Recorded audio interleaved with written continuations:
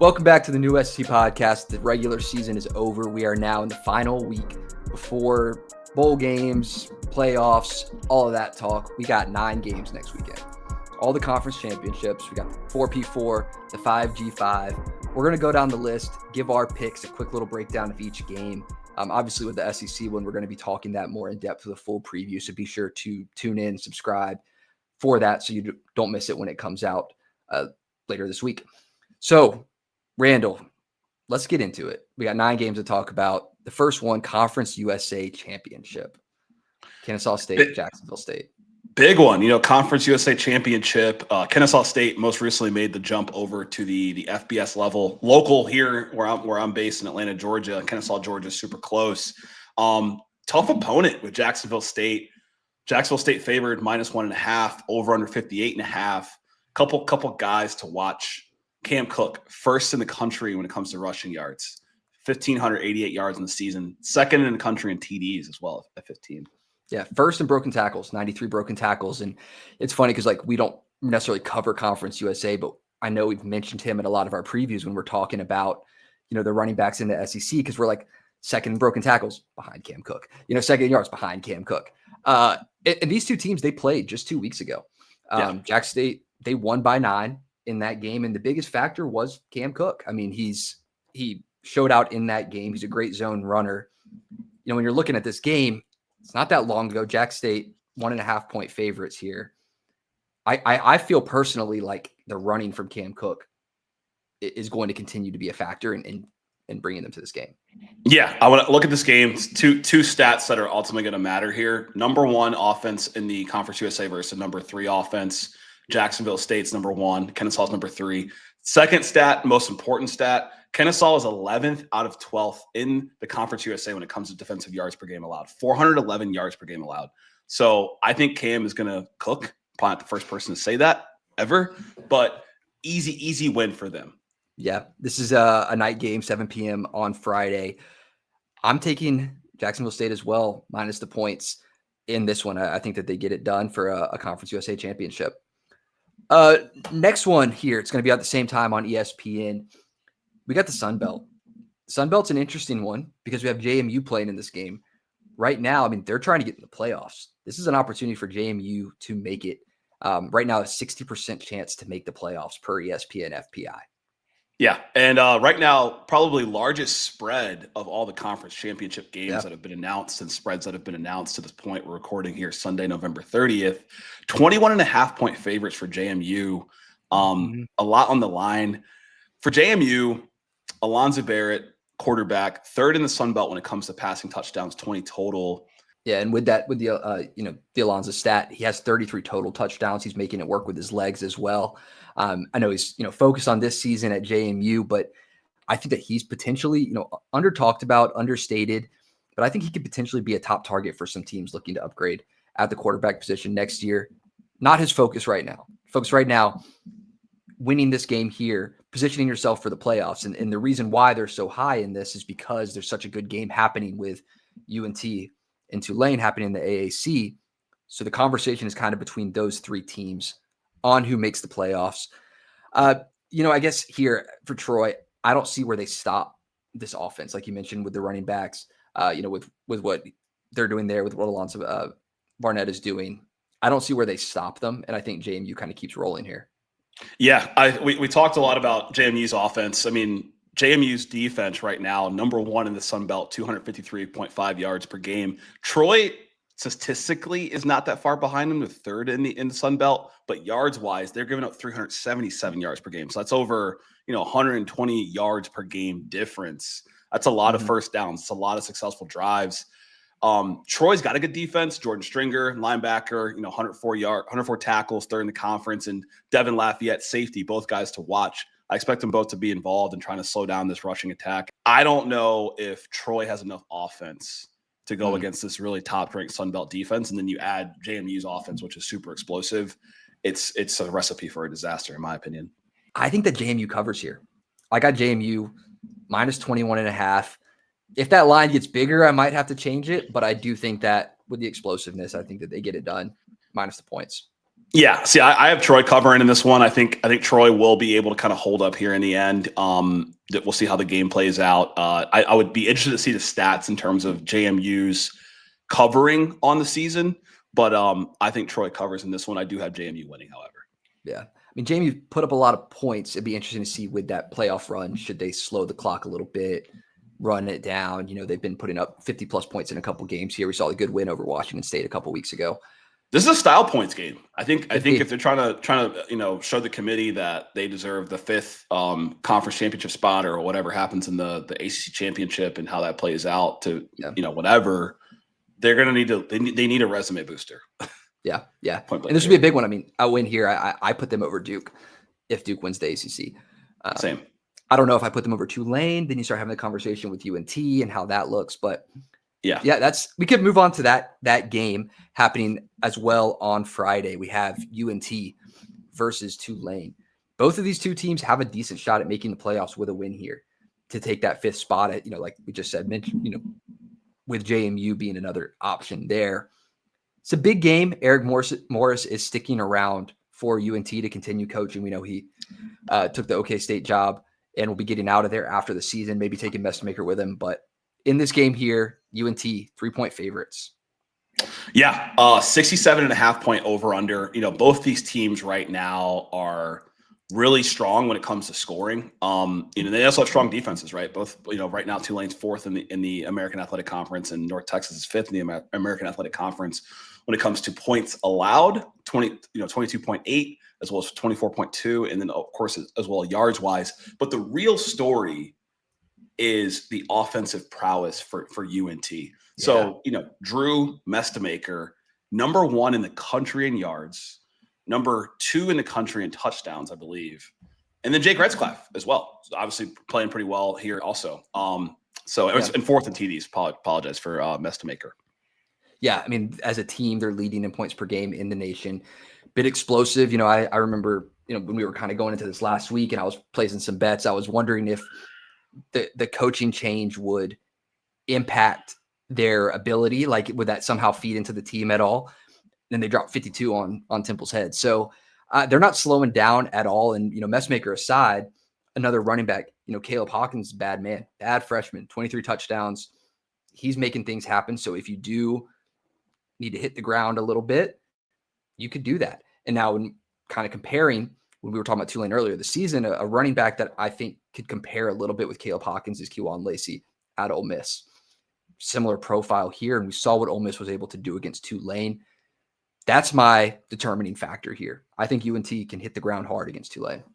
Yeah, it's going to take a heroic performance from Jake Retzlaff, and he's been, we talked about his 14 passing touchdowns, but he's 3rd in the American when it comes to rushing touchdowns. So he's pretty much running in the same category as Byron Brown, quarterback for South Florida. And then it's the Army and Navy quarterbacks ahead of him that are in that rushing touchdown discussion.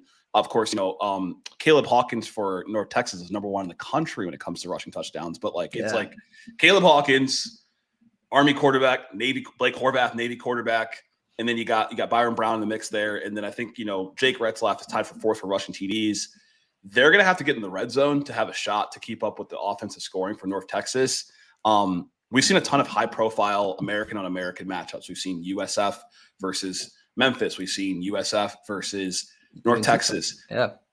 Or UNT. Yeah. So it's you look at the stats, you don't really know, but I'm going to take North Texas in this one. I mean, number 1 QB, number 1 rushing attack. These guys are probably auditioning for a Big 12 Big 12 roster spot. Both those guys are young guys at the quarterback and running back position. I don't think UNT blows this opportunity personally. I don't either. I'm taking North Texas as well. I know Tulane is right there. They're ranked. They're looking for that playoff spot.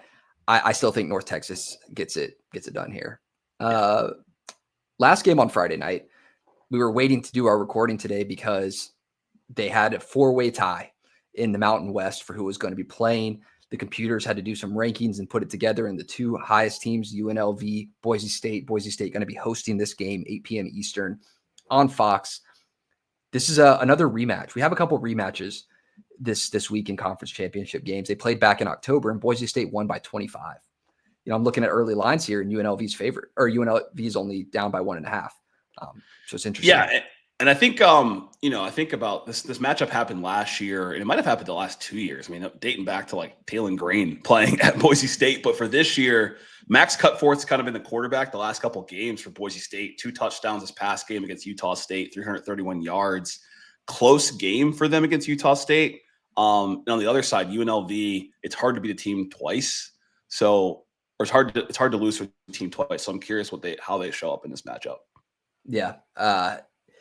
Really, I mean, the UNLV team has looked solid under Dan Mullen. I know there were some conversations about it, early on and, his movement over there, but really their only blemish is that Boise State game. And then, giving up a game-winning drive to New Mexico, middle of the season here. No team from this is really in playoff conversation. A 1.6% chance for UNLV, 0.5% chance for Boise State per ESPN FPI. We'll see in this one. Like you said, it's tough to beat a team twice. When you have a team that you're playing again, this game also in Boise State, like the last time that they've played. This is the one I'm kind of torn in between here on who to pick, but I think I'm ultimately going to go with Boise State. I think I'm too strong on that. They just won against them.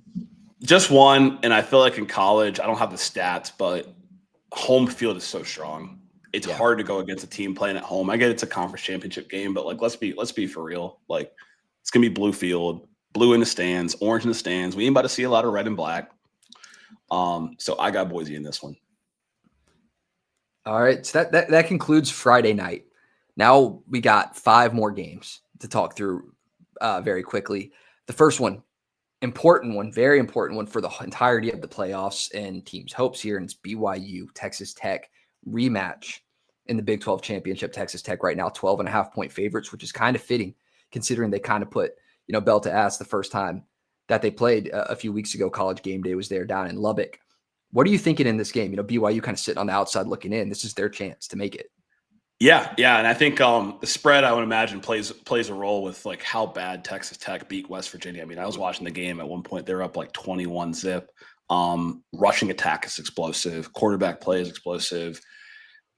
Bear Backmeyer, I might be saying his last name wrong. A lot of fight coming back against UCF. I think they got something there where they can compete in this game. Yeah, I mean the defense for Texas Tech is just too strong. I mean, they were seeing ghosts in that game. They struggled on third down. They had turnover issues, struggles moving the ball. I think they were 4 for 13 on third down in that game. Texas Tech really isn't slowing down. They're kind of only improving that. We saw them in the the game last week, lockdown pretty much all game. I think that they have potentially a Heisman winner on their team. I think he should be more heavily in the conversation, even though he threw a pick last week.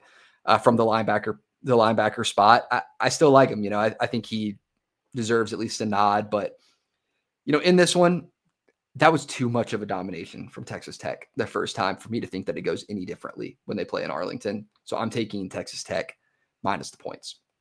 Yeah, it has, we're an SEC podcast. To me, it kind of has this like SEC East, SEC West vibe. Like certain years where it was like Alabama playing South Carolina in the conference championship, or like, Auburn playing a very like undermatched opponent from the SEC East. I think Texas Tech is hands down the better team, but I do think that BYU covers in this game. Let's talk about MAC, a little MACtion. We got a game in Detroit, Miami, Ohio, Western Michigan. Interesting in this game is that Western Michigan lost a month ago on the road to Miami, Ohio. 17-26, kind of a fourth quarter collapse there. They're now favored in this one, 2.5 points. Some quarterback controversy for Miami, Ohio, where DeQuan Finn just decided to leave the program and get ready for the NFL, projected as an undrafted free agent. So, getting ready. I think finishing out and winning the MAC would have been a bit of a better preparation. Doesn't matter. I mean, they moved to Henry Hessen. Now they're on Thomas Gotkowski, true freshman in his second start, third real game here, playing Western Michigan. Yeah, I think what you miss with DeQuan Finn is his running abilities, right? I mean, he's had certain games where he's had 50 rushing yards and he could pass the ball. I don't know who's advising him as a mentor, but I wouldn't advise the decisions that he made. For Western Michigan, pretty decent quarterback as well. Last time they played, he had 1 touchdown in that game. But there's something about Western Michigan. I think I just personally have a friend who's from that area, and I think that they could definitely do some damage in this game. Yeah, I could see it. Between these two teams, if you're looking at Miami, Ohio, you start to doubt the quarterback situation. I think the thing that I'm going to lean on and why I'm picking Miami, Ohio plus the points and outright is the pressure that they get on quarterbacks. We talk about Texas A&M. We talk about Oklahoma all the time. Miami, Ohio is 3rd in sacks per game in the nation. They're getting pressure on quarterbacks, and that's going to set this young quarterback up for success. We saw him, take over against Buffalo. They dropped, 50 plus against Ball State. I think that they're in a decent spot. WMU, Western Michigan, not too far behind in sacks per game. I believe they're sitting around 26 in the nation. I like Miami, Ohio here. For some reason, I think they stun with the freshman quarterback. I can see it. Gotskowski played pretty well last game, 3 touchdowns. Very strong rushing attack. Ball State is 3-5 in the conference. Obviously Miami, Ohio is 6-2 in the conference. So Ball State's not a good football team. Some things to look at from the last game, cleaning up the penalties. It's 7 penalties for 50 yards. But if they can run the ball like they did against Ball State, they definitely have a better shot to win in this game. You talked about the pass rush pressure. I think this championships, a lot of times I feel like the team that can establish the run has the best chance to win. So if they can run the ball like they did this past game, that'll help Miami. I'm just kind of going on a whim here. I'm going to take Western Michigan. All right, big game. We'll leave a little bit to be desired in this one. We got Georgia, Alabama. This is a rematch from earlier in this season where Alabama beat Georgia in Athens. Now they're playing in Athens 2.0 Atlanta, pretty much Georgia's, second home, it seems like. We're going to do a full preview of this game, breaking down really the X's and O's of it. But Georgia, 1.5 point favorites here in the rematch. How do you see this going for Georgia?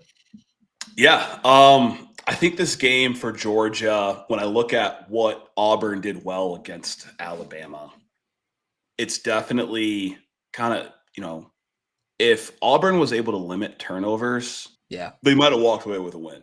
And I think Georgia's a much more disciplined team. Gunnar Stockton's a better quarterback than Ashton Daniels. That goes without saying. And the running attack can be pretty dominant. I think that if they put everything together, it'll still be a close win, but they could win. Yeah. They had some penalties in the game against Alabama that we can talk about too. Like they, in the first edition, that if they can clean that up, there was a couple things that could have gone their way and they could have won that game against Alabama as well. Alabama getting, the better of a few plays. With this one where I'm picking Alabama is still in one of the points I've been harping on since week 2 of the season. And it's that Georgia just kind of sucks at getting defensive pressure. And whether that's the game they want to play or not, if you try to send 3, drop into coverage against this Alabama team, Ty Simpson will pick you apart. The way to beat this team is to get pressure on him, force some errant throws. You're not going to beat him sitting back and playing with these Georgia DBs. It's just not going to happen. Alabama will win if that's the case. Yeah. One of the things I pointed out in our preview for the Auburn-Alabama game was their 3rd down conversion rate. And they went 4 for 17 against Auburn as well. They were really clutch on 4th down, 3 for 3. But if Georgia can get them off the field, and Alabama has struggled on 3rd down against Oklahoma, they've now struggled against Auburn, I think that changes how this game goes. I don't think that Georgia is going to allow 3 4th downs to be converted in a game that they're attempting those 3 times. All right. So I'm taking Alabama plus 1.5 and outright. I think that they continue to roll here. Win the SEC, both of these teams make the playoffs. You got Georgia? I got Georgia in this one. I think it's hard to beat a team twice. I wasn't impressed with what I saw on Friday against Georgia Tech versus Georgia. Rivalry games are wonky though, no different than this Auburn-Alabama game. I've been on record all season saying that Auburn's defense is good, and this is a very underrated, underappreciated defense and a team that's very pesky. But you put these 2 teams to play against each other again, I think it's hard to beat a team twice, and you're like you said, you're pretty much playing a home game if you're Georgia. I don't know how far Tuscaloosa is from Atlanta, but I do know how far Athens is. It's 3 hours. 3 hours, right? Drive. So, but Athens is an hour and a half. So I used to have to make that drive to the Atlanta airport sometimes if I didn't want to fly to Birmingham. Back when I was in Tuscaloosa, but we'll do a full preview, like I said, of this game, breaking down kind of the X's and O's. It's got some comments and questionability around Georgia's O-line that we want to be sure to discuss as well in that. So be sure to hit the subscribe button so you don't miss when we do post that video. Two more, Indiana, Ohio State, the Big Ten Championship. This is 1 and 2 in the nation. This is a huge game. Really, when I'm looking at a game like this, like they haven't seen a whole lot of tough competition all season. That this will really let's get specific here. Who's that? Indiana's played Oregon. Right. And then what? And then who? They haven't really seen much else aside from that. I mean, whether it's because they're dominating or whatever, but hey, Ohio and that State's question wasn't to challenge you. I just wanted to get more specific on you're using pronouns. Let's get specific here. Okay. And then Ohio State has played Michigan. And that's it. Texas. Oh, but that was so early on. Like, I'm not going to that's so early on. And I mean, we've seen teams like Georgia put belt to ass against Texas. So like, I'm not necessarily like impressed by the win over Texas. Like some teams, like some people might have felt following that game. We know who Texas is. They can win. We just saw Texas beat Texas A&M. They can win. They can lose. You can get a different Texas team. They could lose to Florida. They could beat A&M. So. Hey, not a Buckeye defender, but I don't mind playing devil's advocate. So right. I agree with you. Indiana has not played as tough of competition this season. Once again, Penn State this season sucked. Right, last year they played Michigan. Michigan sucked. They played Washington last year. Washington sucked. Both teams coming off a national championship appearance. This year, Indiana dropped all their out of conference good games. Right, they played Charlotte. They played in conference. They've played UCLA close. We saw Mendoza have to have a Heisman moment against a really bad Penn State team, but none of that really matters because both these teams, win or lose, probably will make the playoffs. Yeah. Ohio State's favored 5.5. This is more or less a home game for Indiana. It's taking place in Indianapolis, Lucas Oil Field or Lucas Oil Stadium. Main stat for me, it's Ohio State defense is cold. They haven't played anybody necessarily. They're averaging 7.8 points per game allowed. They held Michigan to their season low with 9 points. I don't think anybody can really score on this defense, and that to me is going to be the key in this game. Yeah, and building off of, I guess, my point around the level of competition is that Indiana's been going through a little bit of a lull competition-wise these past few weeks where they played some kind of subpar teams to finish their season, Purdue, Wisconsin, which I think, you play a couple games like that, you can come in a little bit cold when you start playing a team that has receivers like Ohio State has defense, has Caleb Downs, has these guys like Ohio State has, whereas the Buckeyes played a solid Michigan team last week. So they're coming in a little warm. Like they just had a big game. I could see Indiana being caught a little bit early by that and then having to maybe fight their way back into this game. So I think that this defense for Ohio State challenges Mendoza. So I have Ohio State -5.5. I'm taking the under on this game as well. Definitely could see this defense challenging Mendoza. I mean, he hasn't seen the likes of anything like this between his ACC and Pac-12 play when he was at Cal and to now to this point. It's not taking anything away from his season. These are two of the best quarterbacks in the country playing this game. Two guys that very may well find themselves in New York. Arguably a Heisman kind of game. I think whoever wins this game is probably like, we'll look at the betting odds. Probably their odds are going to increase for the Heisman. I was so impressed with what I saw from Cardinal Tate. I saw from Jeremiah Smith, that fourth down play in the first half where Jeremiah Smith, makes the play and they were kind of debating on if it was a bobbled catch, whatever. Every time Ohio State receivers get the ball, they possess it, they get upfield. And that's not taking anything away from Indiana, but I just don't see Ryan Day got the monkey off his back. Yeah. I think that they continue to keep humming here, and I definitely have Ohio State with the points 5.5. All right, I'm with you. So we'll see what happens there. Both teams might still end up with a bye. Who knows? Last game here: Duke, Virginia, ACC Championship. This is an interesting one. I saw actual employed people talking. This is the AAC Conference Championship, ACC. That's good. I saw employed people talking online. Someone posting saying that they should change the rules so that way Miami plays instead of Duke. What are you talking about? I mean, we saw the Big Ten do it a couple of years ago during the COVID year to make sure that they got in over Indiana, but that's a story for neither here nor there. Yeah, what are we talking about here? Duke, UVA, they played a couple weeks ago. So we kind of have seen this matchup before, 34-17 at Duke. Virginia winning, even with Chandler Morris having a couple turnovers in this game. This is now an opportunity for Virginia. They would clinch a playoff spot with a win here. Duke, probably not. I think we would see 2 G5 schools if Duke wins this game, but still something to play for. ACC Championship. ACC Championship is huge. I think I saw a stat. They haven't made it since 2012 or 2013. It's a big game for Duke. I mean, I think that investment in Darian Mensah would really look like it paid off if they could win this championship. $4 million quarterback they picked up from Tulane, despite losing to Tulane. Unnecessary dig. But, for Virginia, great quarterback play, great defensive play, took care of business against Virginia Tech. Manny Diaz, to me, it's like he hasn't been able to win the games when they really matter. We saw that at Miami. It's kind of why he lost his job there. Great DC at Penn State. Obviously, played some games that they weren't able to win that were important, hence why James Franklin is now at Virginia Tech. I worry if he can get his team up for this moment. He wins when it's like, I guess you should win. We got the better talent. Can he get his team up for this moment in Charlotte? It's damn near a home game once again, right? I don't know the distance between Durham and Charlotte, but I know it's closer than Charlottesville to Charlotte. Yeah, I mean, it's pretty much, an hour, 2 hours. I don't know. I live here and I should know that how far Duke is because that's where I live. But I haven't had to make the drive yet. It's a big game for these two schools. Like you said, good quarterback play from Virginia right now. Chandler Morris, even when he doesn't play his best games, they're still compensating, well for that.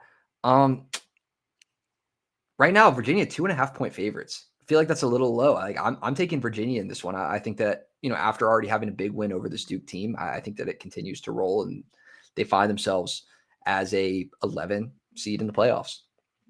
Yeah, I'm taking Duke in this one. I'm predicting that, out of all the conference championships, there's a little bit of chaos here. I picked Wake Forest over Virginia a couple weeks ago. I think Duke's got their offense humming. I think Manny, this is his chance to kind of have that moment. And I think that they win this one. I will take the under in this game, however, for 58.5. I like it. I like the picks. We have our full pick here now on who we're taking, against the spread for the 9 games this week. We're going to talk more, like I said, about the SEC games. So be sure to drop your predictions in the comments for all of these games. Want to see what you guys think. Is there any ones that, maybe could go a different way? I know I have a ton of the favorites winning, just kind of thinking that season on the line, you get it done. Hit the like button, subscribe button. Be sure to tune in to, get more content from us like this. Season's almost done, so we don't have too much more to do. I'm Hunter Ziesman here with Randall Adet Jr. We got, 9 games left this week, and then we're on to the playoffs. Love it. Well, once again, like as Hunter said, thank you for tuning in. And, every fan that watches this, drop some comments. Let us know what you think about these conference championship games, whether it's the SEC one or the ACC one. Love seeing the comments, love seeing the banter and all the discussion around people's favorite teams. We love to create a community of diehards here at the new SEC podcast. And so once again, thank you for taking the time to watch, especially if you've made it to this point in the video. And until next time.